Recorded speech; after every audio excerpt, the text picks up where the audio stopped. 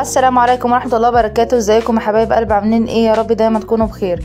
النهارده باذن الله هنعمل مع بعض اكله اقتصاديه وطعمها جميل جدا بصدر فرخه وبطاطسايه هتطلع معانا بالجمال ده.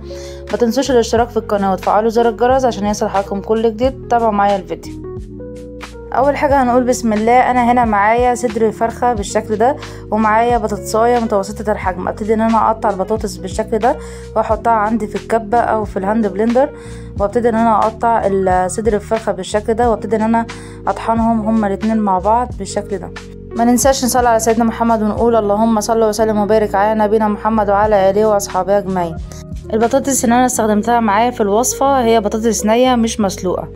ابتدي بعد ما خلصنا طحنا البطاطس والفراخ بالشكل ده، ابتدي ان انا اكسر عليها بيضه، وابتدي انزل عليها بنص معلقه فلفل اسود، نص معلقه توم باودر، نص معلقه بصل باودر، نص معلقه كمون، نص معلقه بابريكا، وابتدي ان انا انزل عليها برشه ملح بالشكل ده، وابتدي ان انا اقلب المكونات كلها كويس مع بعض، وانزل عليها بمعلقتين كبار نشا، انزل عليها بمعلقتين كبار دقيق، وانزل عليها ب3 معالق كبار من البقسماط الكريسبي بس مطحون ناعم، وابتدي ان انا اقلبهم كويس بالشكل ده.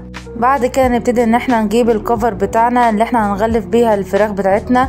معايا هنا كوبايتين كبار من البقسماط الكريسبي طحناه ناعم جايباه من عند العطار، ومعايا كوبايتين دقيق. ابتدي انزل عليها بنص معلقه فلفل اسود، نص معلقه بصل باودر، نص معلقه توم باودر، نص معلقه بابريكا، نص معلقه كمون، رشه ملح، نفس التوابل اللي احنا حطيناها على الفراخ نحطها مع الدقيق، وابتدي انزل عليها بشويه ميه وادوبهم كويس لغايه ما اوصل للقوام بتاعي مش خفيف خالص ولا تقيل، هو قوام العجينه بتاعتنا بتكون وسط. وابتدي ان انا انزل فيها اشكل الفراخ، وبعد كده ابتدي ان انا انزل فيها في الدقيق، وبعد كده ابتدي انزل على البقسماط الكريسبي واغلفها كويس واخلص الكميه بتاعتي. هنا تشكيل الفراخ على حسب الرغبة. هنا تشكيل الفراخ بيبقى اي نوع تشكيل انتوا حابينه.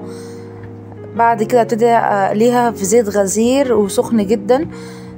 بعد كده ابتدي ان انا اسلق المكرونه بالشكل ده. انا هنا استخدمت نوع المكرونه مكرونه سباكيتي. ابتدي ان انا اسلقها بالشكل ده، وبعد كده نبتدي ان احنا نعمل صلصه المكرونه. معايا بصلايه متوسطه الحجم، ابتدي ان انا اقطعها مكعبات صغيره. اجيب طاسه معايا انزل عليها بمعلقتين كبار من الزيت، بعد كده انزل عليها بالبصله اللي احنا مقطعينها مكعبات صغيره. بعد كده اول ما البصله تدبل معانا انزل عليها بالفلفل اللي احنا مقطعينه مكعبات صغيره، واول ما الفلفل يبتدي ان هو يدبل معانا ابتدي انزل عليها بالطماطم اللي احنا مقطعينها مكعبات صغيره بالشكل ده. وهنا خلاص الفراخ طلعت معانا، شايفين ما شاء الله لونها جميل ازاي. بعد كده نسيب الصلصه تتسبك معانا. بعد كده ننزل عليها بالتوابل، نص معلقه فلفل اسود، نص معلقه بابريكا، نص معلقه كمون، نص معلقه بهارات لحمه، نص معلقه ملح، ونبتدي ان احنا نقلبها كويس ونسيبها ان هي تتسبك كويس معانا. بعد كده ننزل عليها بالمكرونه اللي احنا سلقناها مع بعض. وده كده الشكل النهائي للاكله بتاعتنا. اكله اقتصاديه وجميله جدا وطعمها بجد حكايه. جربوها هتدعولي بجد عليها. عملنا المكرونه الاسباجيتي بالشكل ده زي ما حضراتكم شايفين، وعملنا الفراخ بطريقه سهله جدا وطعمها بجد جميل جدا. جربوها هتدعولي بجد عليها. يا رب الفيديو يكون عجبكم. لايك وشير، واشوفكم في فيديو جديد في حفظ الله. السلام عليكم.